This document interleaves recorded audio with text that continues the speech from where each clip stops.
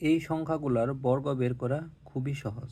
একটা ছোট ট্রিক্সের মাধ্যমে আমরা প্রত্যেকটা সংখ্যার বর্গ বের করতে পারবো। তাহলে আমরা এইখানে যদি নোটিস করি তাহলে দেখব প্রত্যেকটা সংখ্যাতে আমাদের 5 আছে। তো 5 কে স্কোয়ার করলে 25। তো আমরা প্রত্যেকটা সংখ্যার ডান পাশে এইভাবে 25 বসাই দিছি। দেন আমরা এখানে নোটিস করলে দেখব 1 এর পরের সংখ্যাটা হচ্ছে 2। 2 কে যদি 1 দ্বারা গুণ করা হয় তাহলে 2 হয়। 2টা এখানে বসাই দিছি। এইটাই হচ্ছে 15 এর বর্গ। দেন এইখানে 2 এর পরের সংখ্যাটি হচ্ছে 3, আর 3 কে 2 দ্বারা গুণ করলে 6 হয়। 6টা এখানে বসাই দিছি। 25 এর বর্গ হচ্ছে 6 2 5।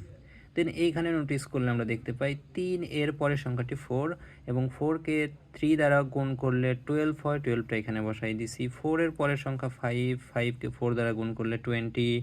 5 এর পরের সংখ্যা 6, আর 6 কে 5 দ্বারা গুণ করলে 30। এইখানে 6 এর পরের সংখ্যা 7, আর 7 আর 6 গুণন করলে 42। তো এই সিকোয়েন্স মেনটেন করে পরের বর্গগুলা হয়েছে।